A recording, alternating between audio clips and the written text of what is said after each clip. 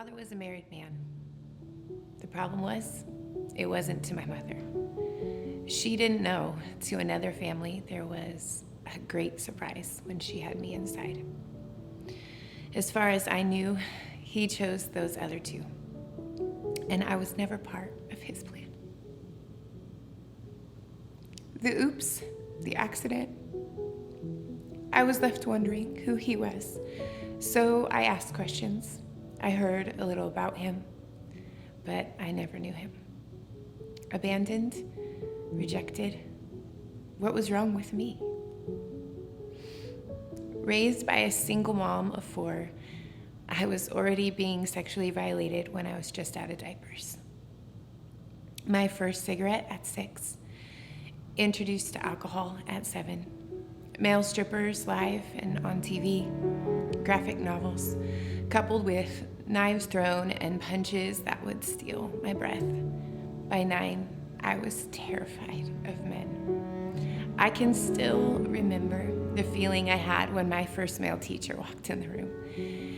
In 5th grade, I trembled, shaking and weeping so intensely that they pulled me from class. I began seeing a counselor, but the fear never left. Afraid, unloved, damaged. It must be my fault.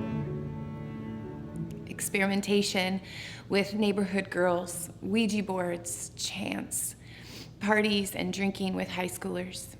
Out past curfews, stopped by police, and all of this by the time I was 13. Broken, fearful, full of shame and insecurity, I felt abandoned, abused, unworthy, though terrified of men desperate to please them, and love had to be earned. It was physical, or so I was taught. To be cliche, love was supposed to hurt, so that's what I believed. Deceived, desperate, unworthy. Life had set me on a trajectory which often ends in the most unsavory spaces. There was an identity that was being forced on me that wasn't by my maker. The interruption. My friend invited me to church. She introduced me to the ways of Jesus at the same time as seeking the spirits beyond the grave. Hand in hand were the truth and a lie, because to be honest, she was just as confused as I. First this church, then another. She was searching and I was along for the ride. I was longing to have purpose and find a why. Attempts to harm myself, poems that ended in death. My writings were screaming louder than my voice could muster. I was shouting, help.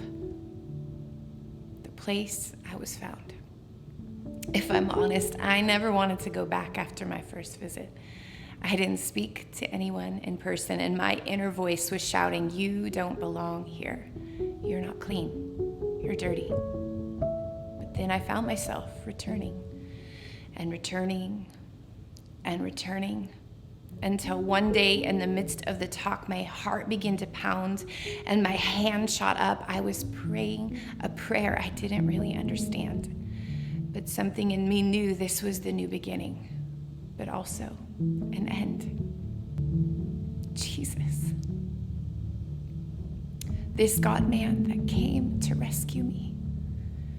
Jesus, the one who would set me free. Jesus, you made the way for me to be redeemed. There was a Y in the road, and he invited me to take it. I couldn't have known the impact of that yes. As he flooded me with his truth, his purpose, suddenly every lie came to focus. He was crushing them one by one, starting with this. I'm your father. I love you. You were my plan. There it was, a turning of events. What I had believed to be true was only the facts. He was taking me higher and giving me the ultimate perspective. New, accepted, chosen. Only the beginning. He would lay down this foundation, then layer by layer uproot the faulty scaffolding that had been unstable to put in the cornerstone. Unscarred, made whole, the truth was setting me free. It would be years of unpacking fears as the gentle counselor knew the time and place for each cut and each transfer, surrounding me by fathers who were faithful, showing me families that were healthy and how he designed the home. Hope, dreams, visions. He had placed desires inside of me, and I was living truly free. And this is just part of my story. So please hear me, friend. Your past is not your future. Your beginning doesn't define your end. This is your interruption. Or maybe a reminder. What he did for me, he wants to do for you. Would you invite him in?